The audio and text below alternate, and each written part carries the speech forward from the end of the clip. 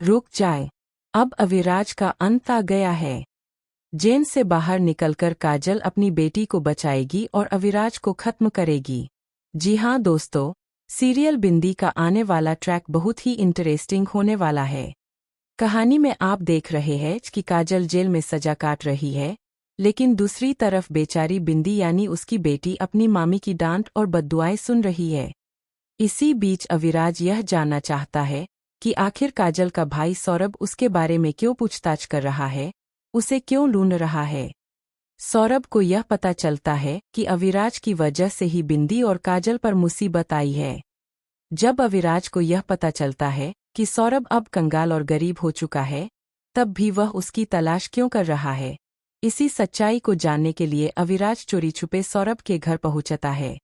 वहीं कहा था ना, जब तक इस संसार में अच्छाई है और ऊपर वाले की मान्यता है, तब तक तुझ जैसा दोष कुछ नहीं कर सकता।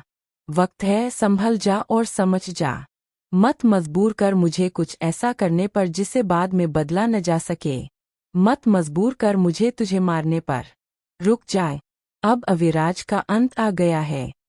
जेल से बाहर निकलकर काजल अपनी बेटी को बचाएगी और अविराज को खत्म करेगी। जी हाँ दोस्तों, सीरियल बिंदी का आने वाला ट्रैक बहुत ही इंटरेस्टिंग होने वाला है। कहानी में आप देख रहे हैं कि काजल जेल में सजा काट रही है, लेकिन दूसरी तरफ बेचारी बिंदी यानी उसकी बेटी अपनी मामी की डांट और बद्दुआएं सुन रही है। इसी बीच अविराज यह जानना चाहता है कि आखिर काजल का भाई सौरभ उसके बारे में क्यों पूछताछ कर रहा है, उसे क्यों ढूंढ रहा है।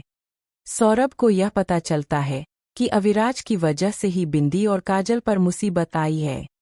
जब अविराज को यह पता चलता है कि सौरभ अब कंगाल और गरीब हो चुका है, तब भी वह उसकी तलाश क्यों कर रहा है। इसी सच्चाई को जानने के लिए अविराज चोरी छुपे सौरभ के घर पहुंचता है। वहीं दूसरी तरफ काजल और अविराज की बेटी बिंदी को पता चल जाता है कि घर में कोई चोरी छुपे घुसा हुआ है। सच सामने आने के बाद अविराज अपने गुंडों के साथ मिलकर बिंदी को जान से मारने की कोशिश करता है। हालांकि उसे यह नहीं पता कि बिंदी उसी की बेटी है। इसके बावजूद वह एक छोटी बच्ची की जान लेने पर आमादा हो जाता है। रावण दहन के दौरान वह बिंदी को पुतले के साथ ही बंद कर देता है।